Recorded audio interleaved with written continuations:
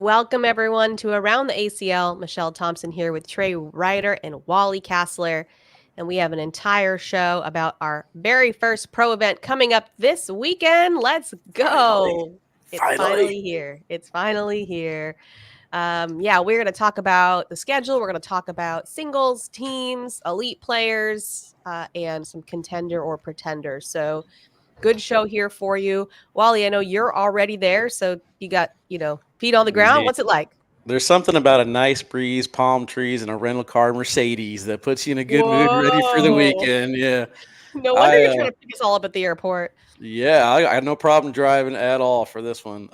It's actually weird because it's the cheapest rental car that was available. Like the SUV, the midsize sedan, they were all more expensive than the luxury midsize. So I picked Jake up a little bit ago. He's like, "You got a Mercedes, bro?" I was like, "Nothing but the best for kickoff battle, man. Let's get right into it." We've really stepped it up. Yeah. Starting off bougie. I Yeah. like it. Yeah, I was happy with it. I was like going up to my spot and I was like, "Oh, a Durango. All right, cool." And then on the other side of Durango, decked out Mercedes with a big, like 15-inch monitor in the middle of the TV or in the middle of the screen. I'll take it. Done. Deal. And then, Trey, when do you get there? I fly in tomorrow, so I'm early, and I get to spend all day tomorrow working with a brand new sponsor that we're doing some content with. So I can't release any names yet, but we'll be announcing a brand new sponsor tomorrow. That's going to be a new title sponsor of our ACL Pro series, our ACL Pro Tour. So it'll be great. They'll come in and really great partner, already great to work with. So excited for all that. So it'd be good for everybody to tune in and show some support. So more to come on that.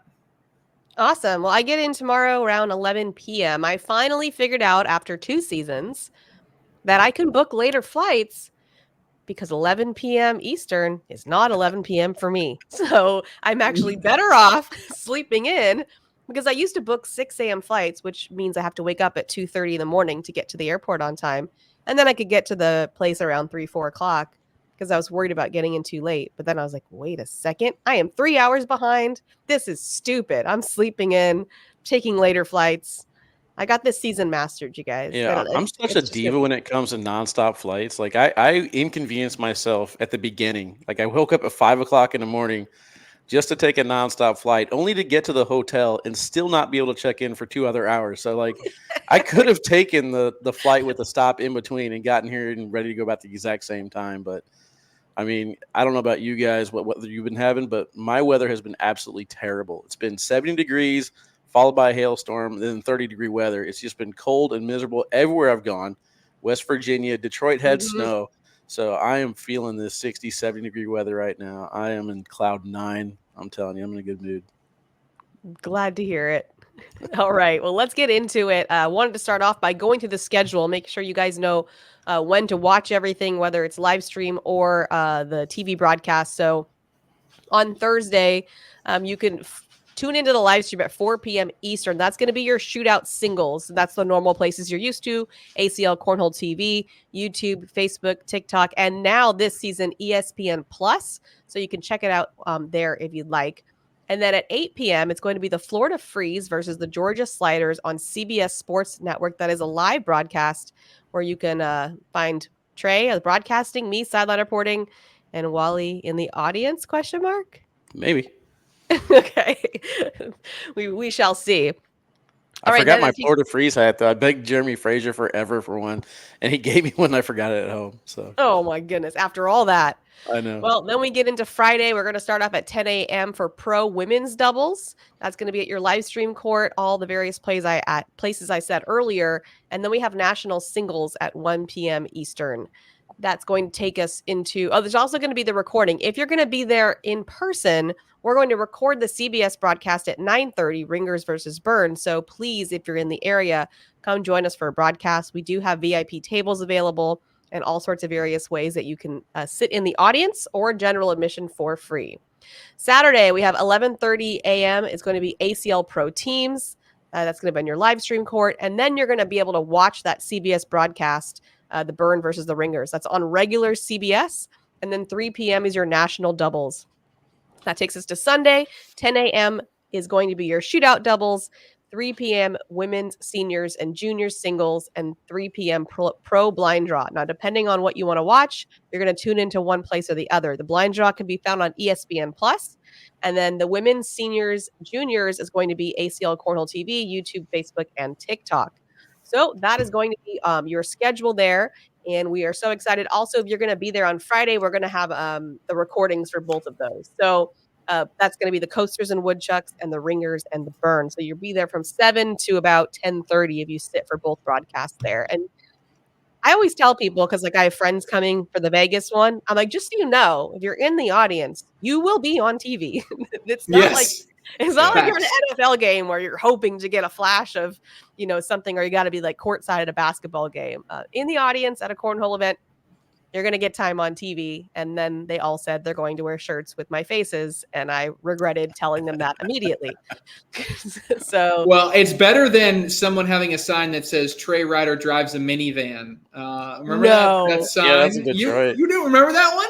Yeah, that was in Michigan. That was the one I jacked. Sign. It was the Michigan crew. Trey Ryder drives a minivan. I was like, first of all, just shots fired, like out of left field. Like I'm just catching strays from the crowd. Second, why? Like Trey Ryder is a Disney adult would have been such a better one.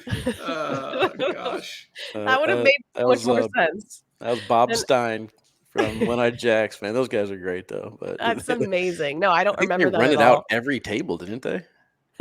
I think they had the whole section. Yeah, I mean, they're they all had Trey Ryder drives a minivan signs. So. Oh man, I'm definitely looking forward to Vegas next month, so I could have some local friends there. But this is going to be a fun event. So we talked about doubles last week. We're gonna get into singles this week. Lots to dive into here. But Trey, who is sticking out to you, or who are you looking at? Yeah. So I a couple things I just wanted to touch on. I just had my preview article, and that just released on social media. So promotional plug, I guess, for that, to check that out. But in it, I talk about a lot of different players, and I talk about a lot of things. And the theme that I had for this was finally, and finally being, so many times we talk about finally, it's the end, right? It's finally we've reached where we want to be, and we've done all these different things. But in cornhole, sometimes that finally has hit early in the season. It's finally the season is starting. But even when players get that win, sometimes that breakout win that's felt like a long time coming has started at the beginning of the season. So if we go back, a few years and we look at 2022, Matt Guy finally gets that big singles national win after years of just winning alongside Jamie Graham. And it had been years since he won some big events, outside of opens and things of that nature. He gets that signature win in 2022, right? Going, even back to the world champion Jamie Graham back in 2020, it was finally I get the opportunity to get back on the right track after he had a couple years of not super well succeeding, right? And so he did that. He won his first event, and he goes on to put together one of the most dominant seasons that we've ever seen, right? So many different times when we talk about the start of the season, the kickoff battle for me has been a chance for people to say finally. Damon Dennis in 2021, he wins that big event, and at the kickoff battle again, he's teary-eyed. We get the emotional cheese plant farmer talking about what cornhole and his family means to everybody. Like that's what it's all about, right? So we're finally here at the season. So I think that was a really good thing. But then when I look at like individual players, right?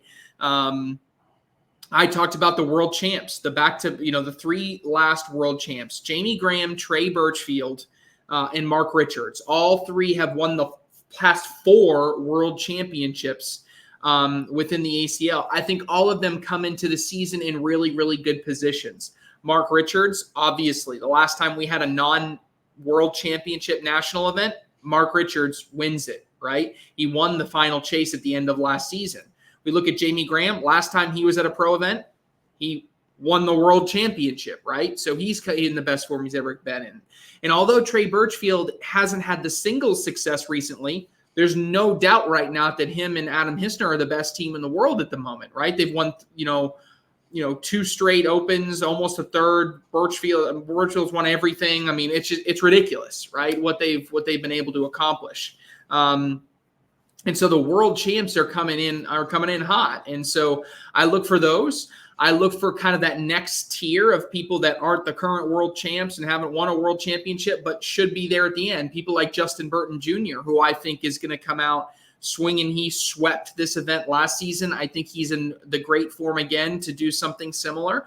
High expectations to say he's going to sweep it, but certainly is going to come out as someone who's going to be favored in just about every game that he plays. Alex Rawls has won a pro event each of the last few seasons. He's going to be tough to beat, as always. Even Gavin Cano and Fisher Hamilton, both in doubles and also in singles, I think have an opportunity to make a deep run.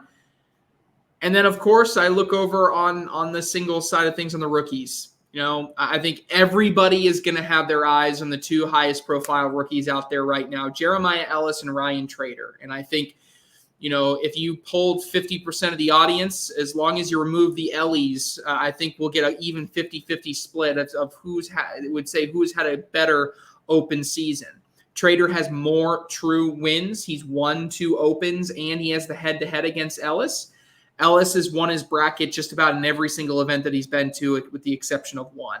So, and he has, of course, the most recent open win. So these 2 in particular, when we talk about the battles that we're going to see across the year, I'm loving to see the battle for that rookie of the year between those 2. I think those are going to be the front runners for it. You can't overlook people like Caden Allen, Sammy Soto, who are going to make runs of their own and could end up winning it. But certainly as we look to start this season, I know both Jeremiah Ellis and Ryan Trader are both saying, finally, right? I've been waiting to get to my first event, right? I've been having so much success at the open level, but now I have that success here.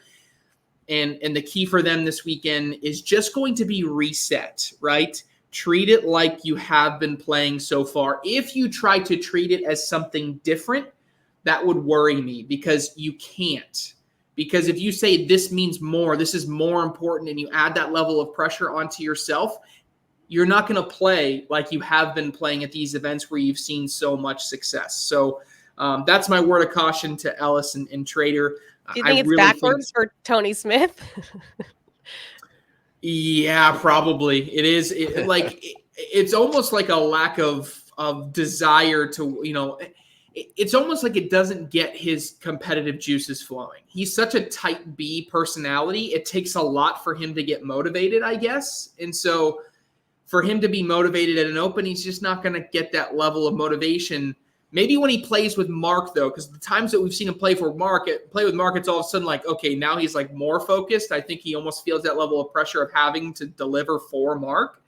And I almost want to see that sustains pressure. So Tony Smith is going to remind everybody who he is this weekend, right? Now, whether or not he wins, that's a completely different story. That's a crapshoot. But I would be shocked if Tony Smith comes out flat and doesn't succeed at a high level. All right. Wally, who are you looking at? Yeah, I mean, I guess I could say the same thing there with, Noah Almanza last year there. Nobody expected Almanza to get off to a slow start. He was on everybody's radar. So if Tony Smith comes out in the same way, has a tough draw in the bracket or something like that, I cannot wait to see overreaction Monday or Tuesday, whatever we're going to record that on. But, I was kind of thinking, we got Jake's takes, we got Trey's takes. There's really nothing for me. So I decided to do a K9's 9, why not, right? So I'll go with my 9 players that I want to watch out for. Before I get into that, though, I want to give some love to the ladies. Some of the K9 ladies, Zoe Gann. I want to see what Zoe Gann brings to the table. It's her rookie debut, basically. She's been, having a lot of success at her conference and her state tournaments. So I want to see what she does there. Deb Odom, Elizabeth Tennyson. They've been having a lot of success on the smaller scale. And I'm kind of curious about the women's division this year, because with Cheyenne and Cameron both having the babies and stepping away for a little bit, and then Kaylee Hunter kind of elevating herself to the top of that platform, Rosie having the surgery, I think the women's division is wide open. So are we going to get the Cheyenne of old, or are any of these ladies going to step up to the plate and take over that number 1 spot early? I think it should be an interesting women's weekend for us. But yeah, my 9 players I want to look out for. Alex Rawls, he's looking to get into the double digits in titles wins. He's already got one on the season. He won a national last year. He's more than capable. It's showing that surgery that he had earlier did not slow him down at all. He's still got the skills. And I always get nervous whenever I see somebody switch bag companies. Alex Rawls has excelled. I think he's actually gotten better switching to this bag company. He's got the rippers working. He's still got the center lane control, speed control, best in the game. I expect Alex Rawls to come out swinging. Chris Kingsbury, somebody on my radar. Was it a fluke last year? Or is he actually that good? He's always gone up against some of the best players and played his best games. So I'm wondering if it's going to be another wait till the end of the season, peak for him, or is he going to be able to do it throughout all these nationals? Jamie Graham, I got a lot of slack for not putting Jamie Graham number 1, number 2 on my list. I made my list in November, people. Okay. I don't change my list. I reposted it just for conversation starters. And well, that's worse. That's like right after his win. Right. Right. I got so many DMs about Jamie Graham, but yes, I don't get to watch Jamie Graham personally. I only get to see, what Trey says about Jamie Graham. So yes, I say this a lot, but I am excited to watch Jamie Graham play this weekend. I want to see it in person, see what this version of him looks like. My player for the season, Fisher Hamilton. It's hard to believe that he is a sophomore. He's already got 8 titles, Trey. 8 titles in the rookie season. Fisher Hamilton coming out swinging in his rookie season. I want to see if he can follow it up in his sophomore year. I wasn't really impressed with him at the last Open, but I don't know. There's something that seemed off with him that last Open. I want to see if he can, get the mental rebound. Caleb Batson, I have no idea. He's on my radar. Caleb Batson is one of these players that everyone says he is going to be the best in the world now that he's out of school and he's got time to practice. We heard it over and over and over again, but I haven't seen it yet. So now is this little Tony Smith thing? Is he going to get elevated to another level now that it's becoming pro season time? Or is Caleb Batson kind of just coasting until something matters? Kyle Malone, no idea. Again, haven't seen Kyle Malone travel really since Open number 1. Devin Harbaugh has been having a lot of success in doubles with other players.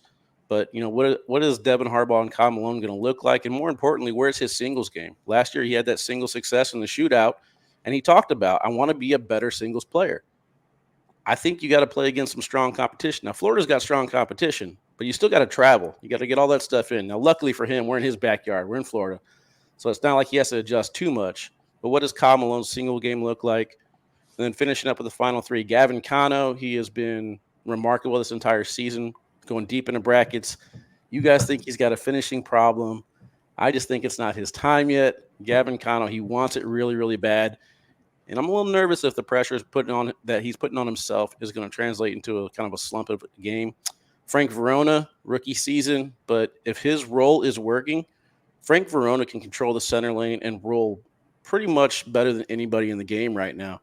And I want to see how that translates in a pro field because he's done great in Canada. He's done great at Opens. But if all he has to play against is pros, how is that going to translate for Frank Verona? And then finally, Nika Morales did very, very well in singles last year. Continues to hit me up in the DMs, telling me that I forgot to put him on my list. All right, Nico, Trey said it last year. If you hit us up and you want us to watch you, now we're going to watch you. Now you got to back it up. Prove it. Yeah, prove it. That was Trey's favorite thing to say. Yeah, it was. I said I needed a shirt with it on there. I thought you said something interesting in there, Wally, that actually brought up a good point, which was that this first event is critically important. And I would say even this shootout singles, which is going to be the first thing that we play on Thursday, and even go before that, let's get even crazier. Let's go back to all the way to rounders, okay? Now, I'm going to ask you guys a trivia question.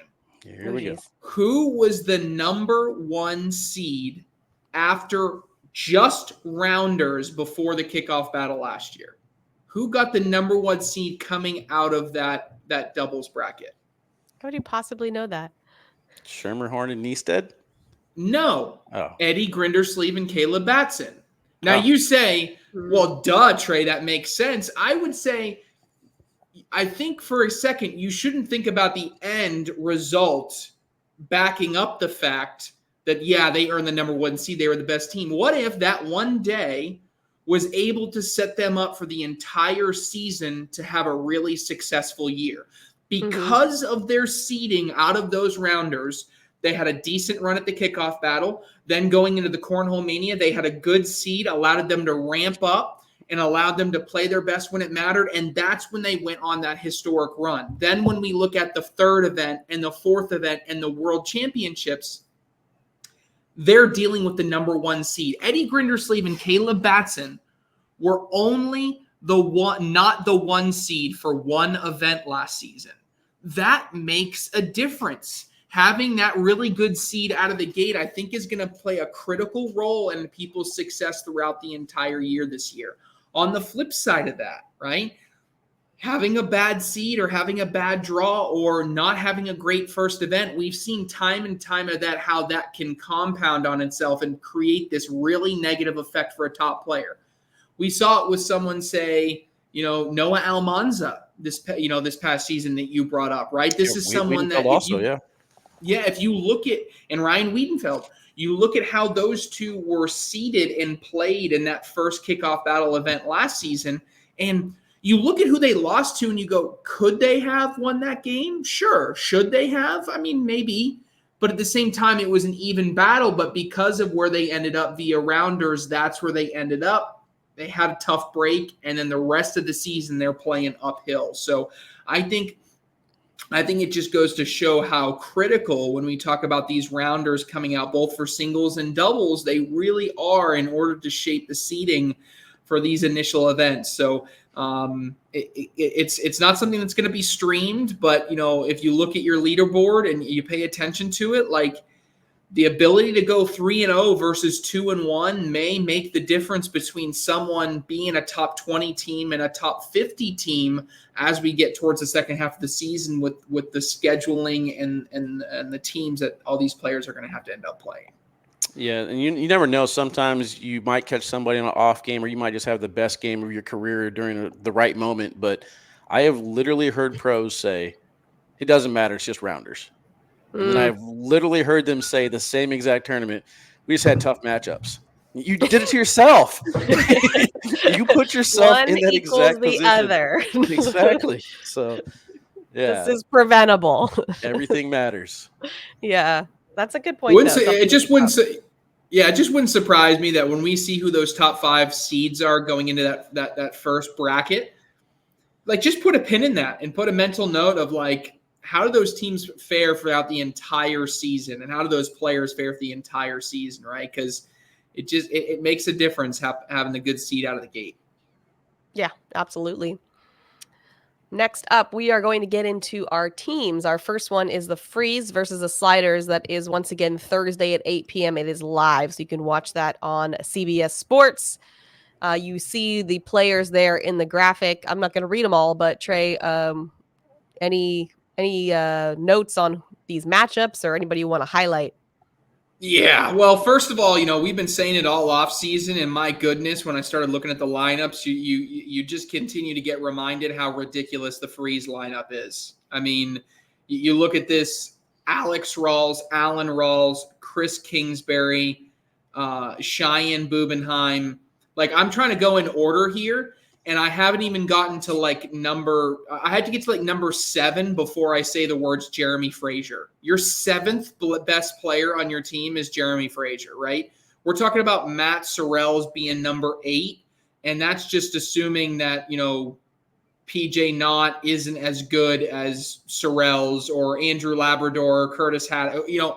It's absolutely loaded. Now, what I will say is I really do like the Sliders and how they have revamped their team and how they have added some really good puzzle pieces. They added Ryan Wiedenfeld in the offseason via a trade. They did add Josh Holland to pair alongside a Duncan Clemmer, right? So I think they have an opportunity to steal some wins. In this scenario, like when I look at, these aren't matches anymore. It's not best of 7. They're just 7 regular season games, part of their 108 game regular season. But you certainly want to try to win as many as that you can, right? And if the Sliders are going to have a season in which they want to have some really good success and possibly get into the playoffs, it's going to require them to win some games like we see there in game 1. Duncan Clemmer and Josh Holland had to be vintage Clemmer and Holland.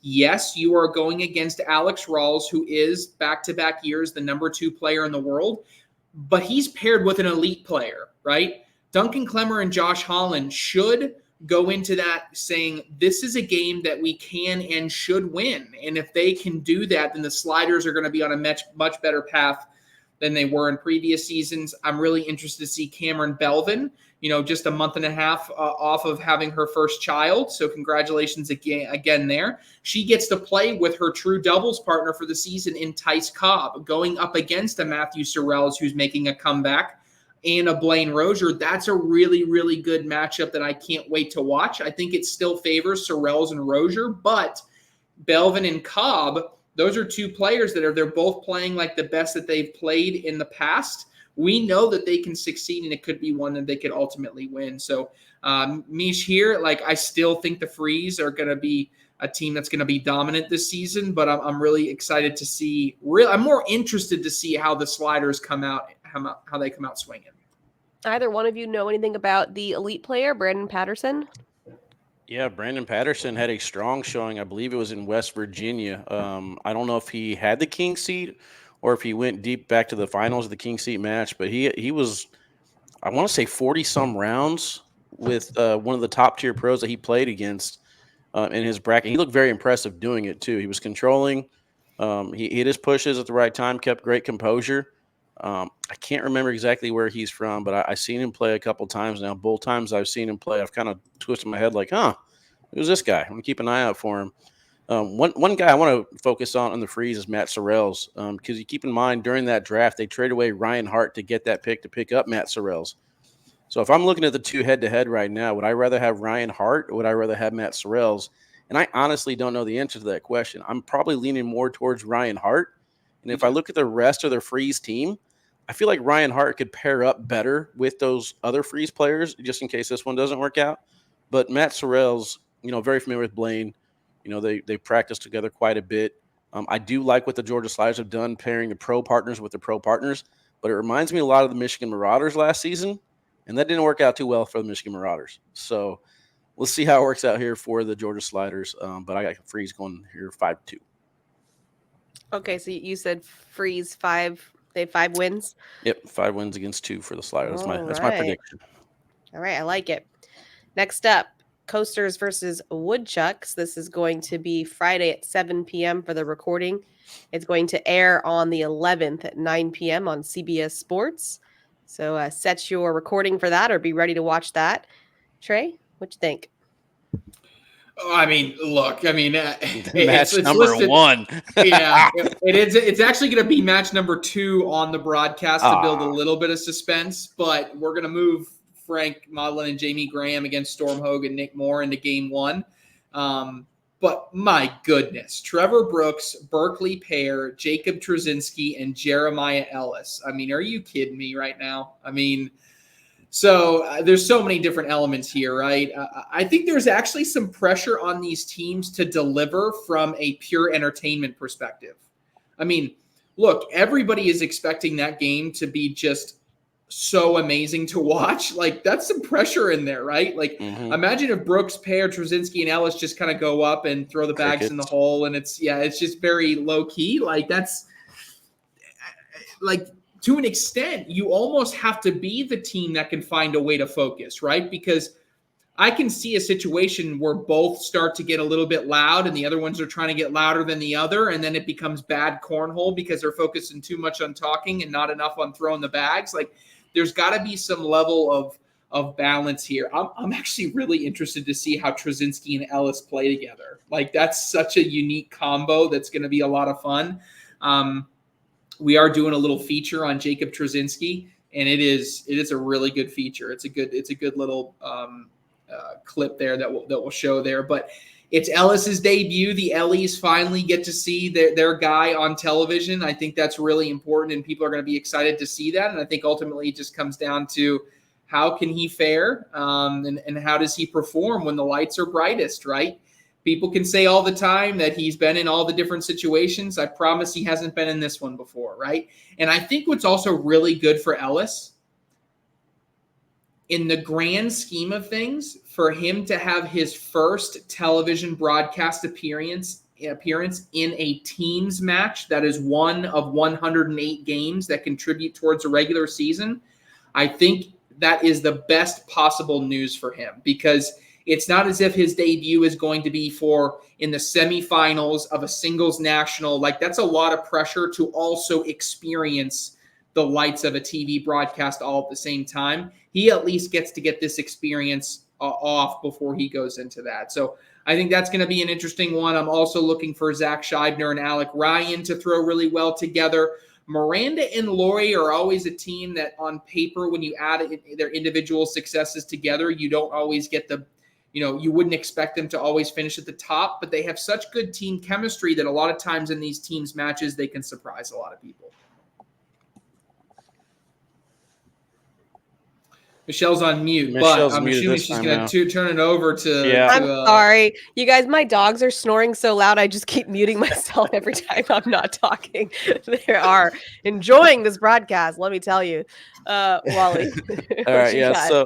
So this one I have a little bit closer, but yes, Ellis making his debut. So in that matchup, all three of those four guys have experience on broadcast, and they've done very, very well there. Ellis is the only one who hasn't been there yet, so he said, I've talked to him quite a bit. He's going to keep doing his normal thing that he does. He's not worried about anything. But when the lights come on the big stage with crowd and broadcast, will that change? I got faith in my man keeping his composure and staying strong at it.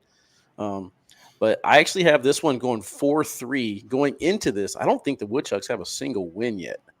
But I am going to give the Woodchucks the edge here, 4-3. I think it's going to come down to that final match. Miranda and Lori, haven't seen too much of them.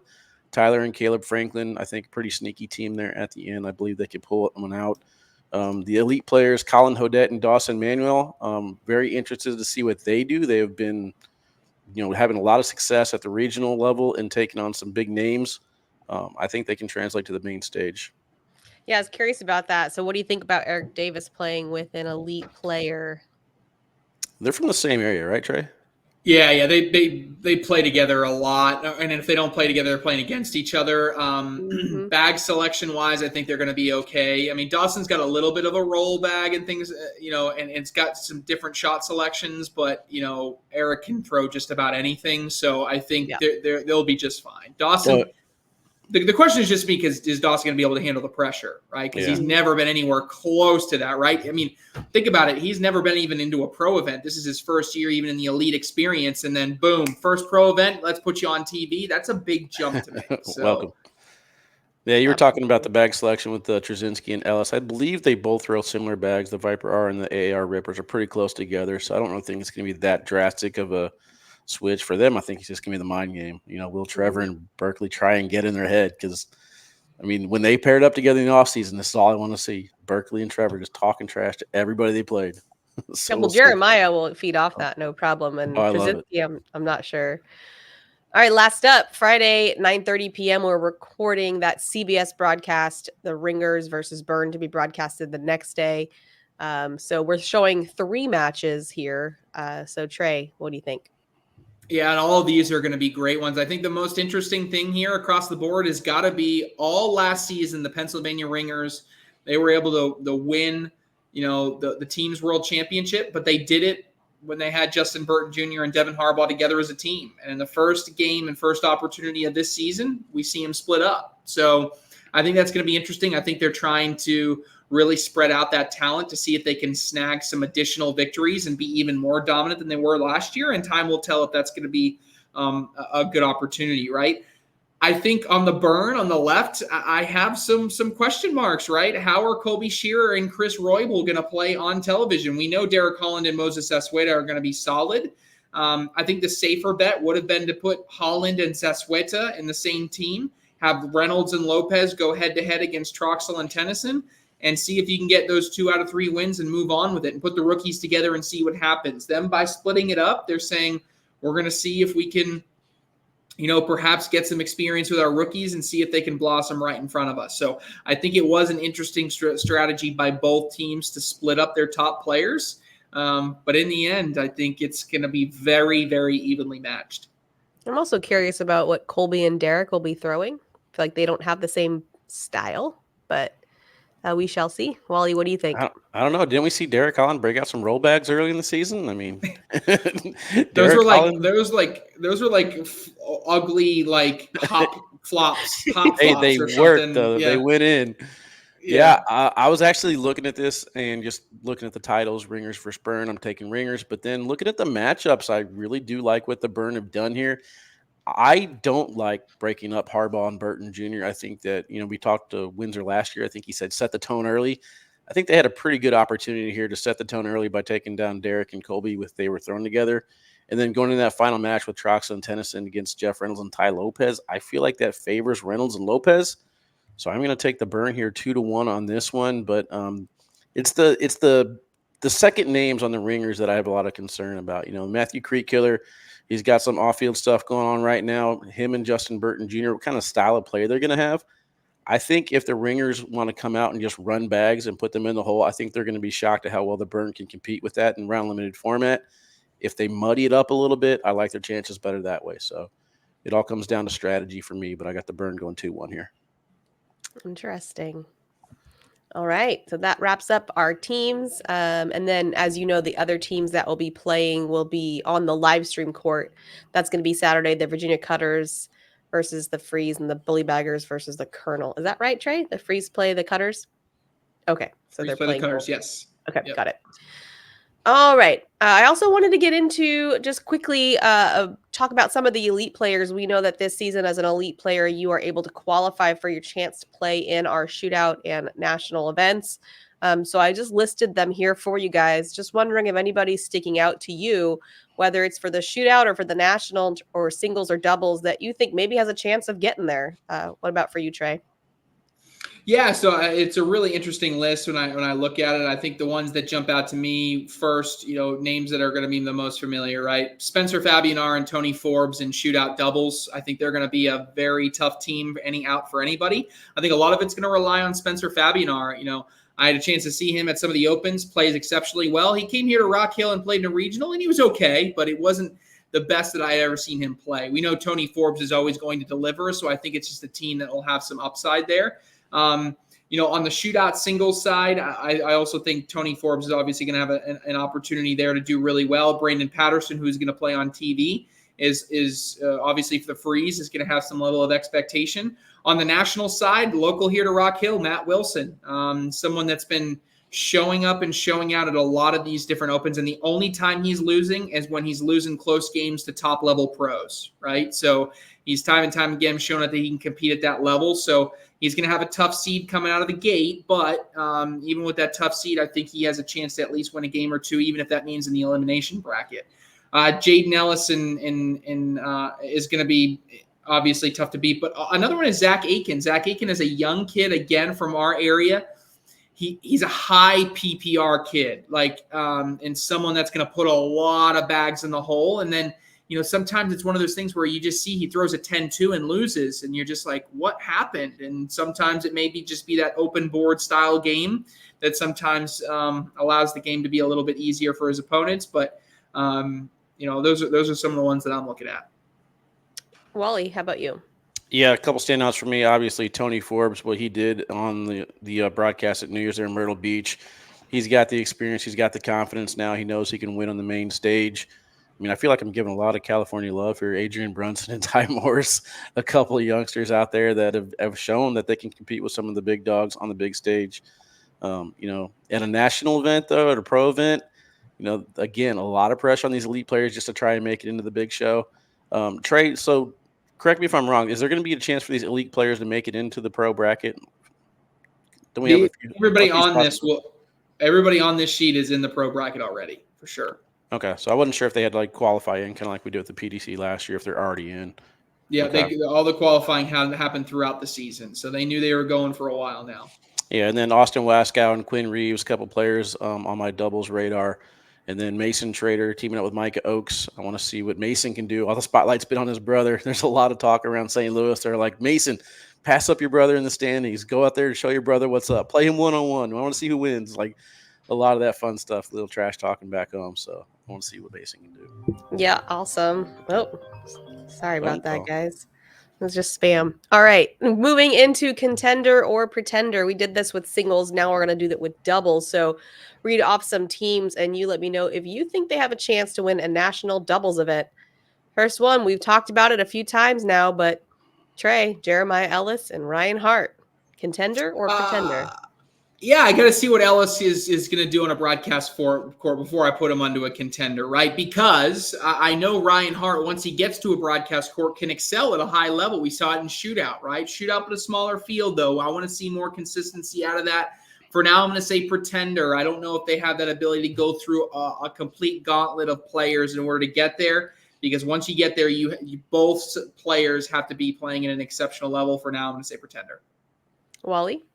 Yeah, I'm going to go pretender as well. Again, I just think they need a little bit more chemistry. I think their best success came when they paired up with somebody else this season. I think they did go to a bracket finals once. I'm not sure if that was open number 1 or where it was. But either way, I do want to see a little bit more cohesiveness between the two of them as far as, who's playing what role. It kind of seems like they're just out there throwing. I want to see more of a team unit. Okay. Ryan Trader and Alex Hicks. Trey?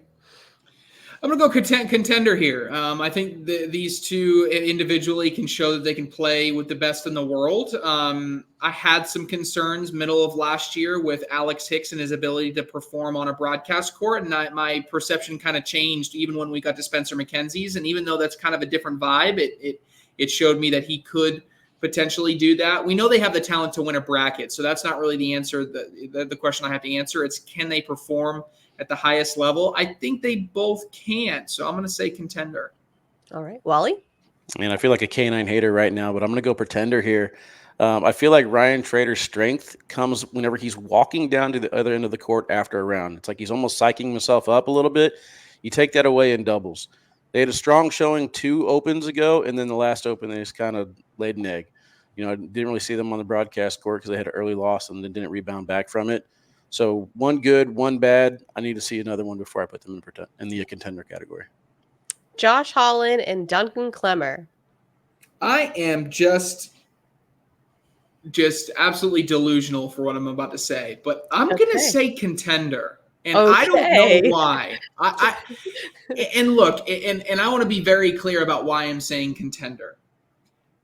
I can imagine a world in which I get a 2021 Duncan Clemmer and I get a 2019, Josh Holland, or even a 2022 Josh Holland.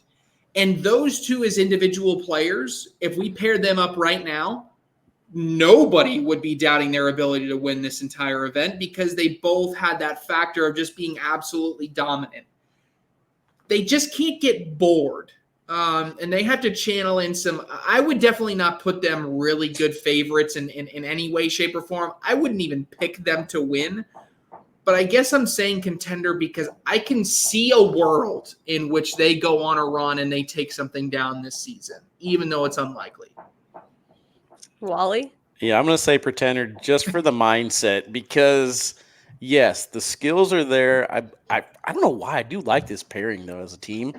I think they did play very, very well together, but everything has to go smooth the entire tournament for both of them to succeed, and I don't see that happening, at least here in the pro event number 1. Something's going to fall off, and I want to see how they rebound mentally from it. Alan Rawls and Chris Kingsbury. This is a really, really tough one. I think I have to go contender because we saw, I think my big question mark was going to be Chris Kingsbury before the end of last season. And I was just going to say, I just don't know if he can get across the finish line. And then all he did was win a pro shootout in singles and then make it to the singles world championship final where he has a chance to win a world championship. Jamie Graham, beat him down pretty good there in the finals. But in the end, Kingsbury was there, and we've seen what Rawls can do. They just like to live under the radar, and I think they'll continue to do it. But they will slow play people to death, and I think that says something about their strategy and their ability to win. So I'm going to say contender. And we got a longer shot clock this season from 12 to 15. So get ready. Wally? Yeah, I'm going to say contender on this one as well. Less than 15% of the teams stuck together last year. This is one of them, and they were very, very good last year. Both very good individually. Alan Rawls never got the love they deserve. Chris Kingsbury, again, Trey said it, under the radar. I think the whole team's under the radar, and I really don't know why. They're solid, and they can put bags in the hole with the best of them. Tanner Halbert and Jacob Trzynski. I'm going to say pretender, and I hate it. I hate saying it, but I just haven't seen the consistency out of Tanner Halbert in the past year and a half. I want to. I like when Tanner Halbert is at the top of his game, the game is better, and he can be that level of dominant. I just haven't seen it. Conversely, I like what I'm seeing out of Jacob Trzynski, right? I think him being away from Tony Smith is going to be good for him in singles. But I think it's going to at least take some time for Trzynski and Halbert to build some chemistry and figure out what works. So I'm going to say pretender for now. Wally? I'm actually going to go contender on this one. I only have one game where I got to watch them together this entire season. They played together a few times. We had them on the broadcast court in, I don't even know where I was just at, Brighton. And I think they looked pretty good together until the wheels kind of fell off at the end. And then I think there was just a blow up round by Jake. But going into that, Tanner was throwing like a 10.5, 11. And Jake is very capable to rattle off some bags as well. I think that they're going to shock me at least. Maybe they can shock Trey too. We'll see. Jimmy Humans and Brady Foster.